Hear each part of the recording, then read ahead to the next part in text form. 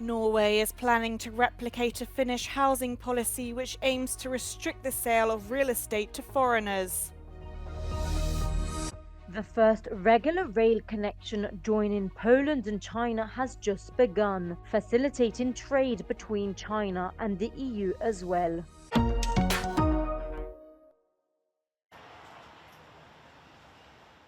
France faces potential political paralysis after none of the alliances won an absolute majority of 289 seats needed to form a government on Sunday.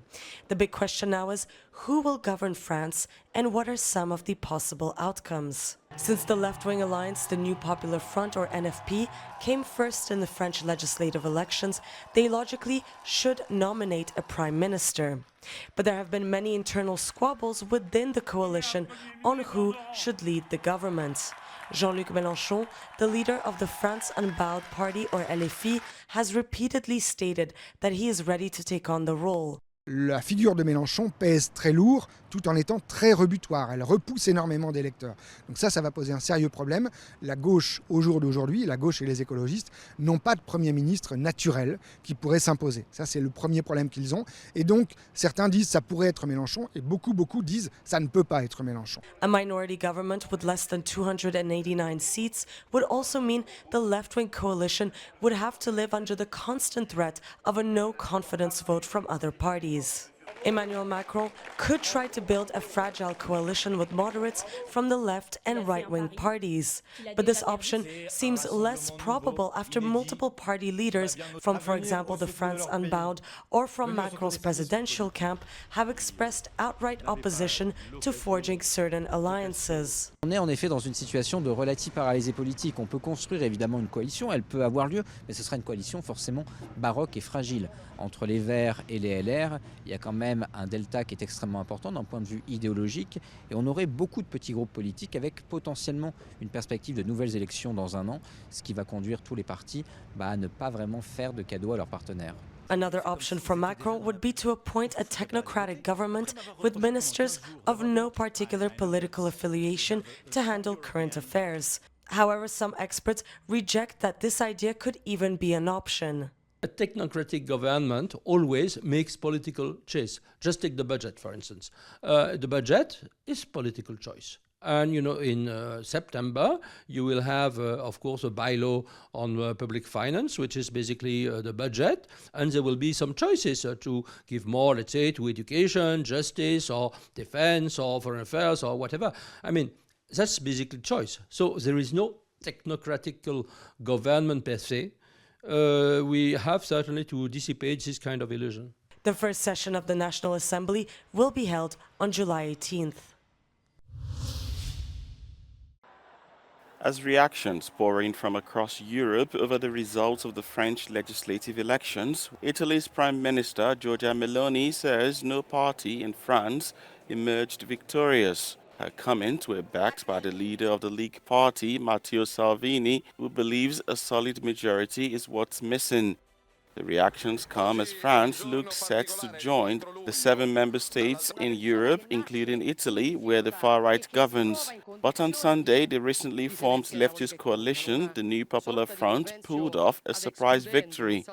According to this analyst, there are reasons for Italy's Prime Minister, Giorgia Meloni, to welcome the outcome.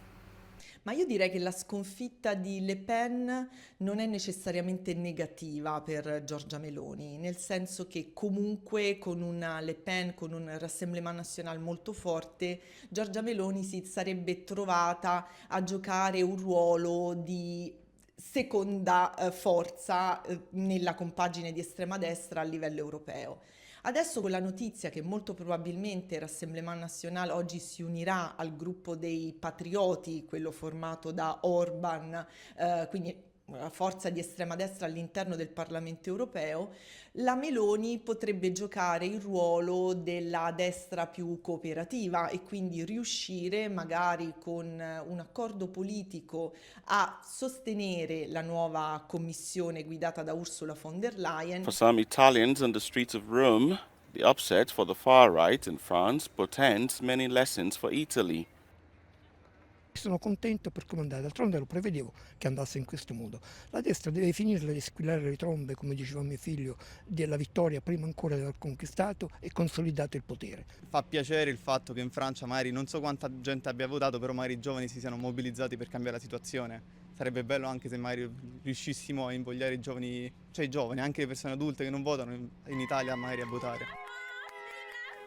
While some parts of Europe breathed a sigh of relief that the extreme right was unable to secure a majority despite their growing popularity, France braces up for the difficult process of forming a new government. UK Prime Minister Keir Starmer's newly minted cabinet met earlier this week at number 10 Downing Street to set the Labour government's 5-year political agenda. Ministers will tackle issues such as boosting a sluggish economy, building more homes and fixing the state-funded health service. The recently appointed cabinet features a record number of public school educated leaders and women. 11 of the 25 are female, such as the high-powered Deputy Prime Minister Angela Rayner and Home Secretary Yvette Cooper. Metropolitan area mayors also met with Starmer at number 10 Downing Street as the new Prime Minister is set to establish a council for regions and nations, granting more power to local administrations. According to local press, Starmer said his government would work alongside mayors to support development plans. Soldiers and firefighters in Albania are struggling to contain a blaze in the country's south. The fire started in the Tropol Mountains on Monday and quickly spread, threatening 3 nearby villages. Government officials say the authorities are working to manage the, quote, huge fire, and although it is controlled, is not extinguished. It comes as a new heatwave sweeps through the Balkans, sizzling cities and testing firefighting resilience. Several flights of Tarom airline were cancelled on Monday after pilots reported being sick. The airline union has not announced a labor dispute, but many internal voices indicated that a strike announcement is possible. The alleged protest also caused cancellation of the flight that was supposed to take the Minister of Foreign Affairs and the Minister of Defense to the NATO summit in Washington.